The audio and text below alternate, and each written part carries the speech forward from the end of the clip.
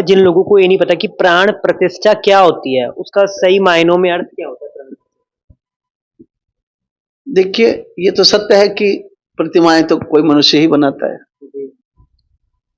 और परमात्मा के स्वरूप की कल्पना जैसे उसके चित्त में होती, जैसे उसके ध्यान में भगवान का स्वरूप आता है, उसकी कल्पना को वो मूर्ति में पिरोता है और भक्त उसे भगवान मान के पूजते हैं। लेकिन हमारी वैदिक परंपरा में प्राण प्रतिष्ठा एक पाषाण शिला में वैदिक मंत्रों के द्वारा सारे उपचार करने के बाद जो प्राण डाले जाते हैं उसी को प्राण प्रतिष्ठा कहते हैं, और वो यथार्थ सत्य होता है। उसमें किसी को किंतु परंतु नहीं है।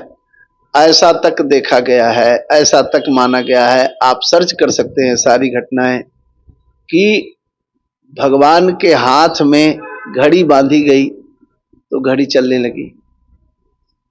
और हमने सुना है बड़ों के मुंह से, हम नहीं जानते। पूज्यपाद धर्म सम्राट प्रातः वंदनीय स्वामी श्री करपात्री जी महाराज जब गोलोक गमन कर चुके हैं,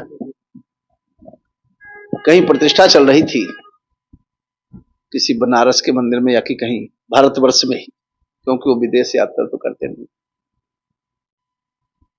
तो प्रतिष्ठा में जब प्रतिष्ठा का कार्य पूर्ण हुआ तो उन्होंने कहा प्राण प्रतिष्ठा हुई है, और महाराज श्री वहां विराजमान जैसे हुए तो सबने कहा कि आशीर्वाद, लेकिन सब कुछ लोग उपहास भी करें कि करपात्री जी हैं, ये तो हाथ में ही सब कुछ लेते हैं, पात्र रखते हैं। करपात्री का मतलब है कि हाथ ही बर्तन है, इसी को करपात्री कहते हैं। तो किसी ने मजाक में उनको चाय के लिए बोला तो उन्होंने किसी का जूता उठाया, उसमें चाय ले लिया। उसने अपनी गलती मानी, क्षमा याचना की, चरणों में पड़ा। महाराज श्री ने कहा कि मूर्ति की नाड़ी तो चल नहीं रही, कैसी प्राण प्रतिष्ठा कराई है करपात्री जी महाराज जी ने। तो उन्होंने क्या कहा, आप नाड़ी चला दोगे? बोले बिल्कुल चला दूंगा। और उन्होंने विशुद्ध वैदिक प्रक्रिया का पालन करते हुए और सारे उपचार उनके, सारे अधिवास उनके, सारे जाप उनके, सारी गायत्री उनकी करके, और मूर्ति का जब प्राण प्रतिष्ठा हुआ तो वो मूर्ति जो है जीवंत तो हो उठी। तो प्राण प्रतिष्ठा का मतलब है मूर्ति में प्राण दान देना। हम अपने आराध्य को जीवंत देखना चाहते हैं, इसलिए हम वैदिक मंत्रों के माध्यम से उनमें प्राण का संचार करते हैं कि जो निराकार है, सर्वव्यापी है, जो कण कण में रज रज में रहता है, वो हमें एक मूर्तमान स्वरूप में, एक स्वरूप में दर्शन दे। जैसे कौशल्या माता को राम जी ने दिखाया विराट रूप, तो माता ने कहा कि इसका मुझे क्या करना है, मुझे बालक रूप में दर्शन दो प्रभु, ये मैं किसको दिखाऊंगी कि मेरे बेटा हुआ है।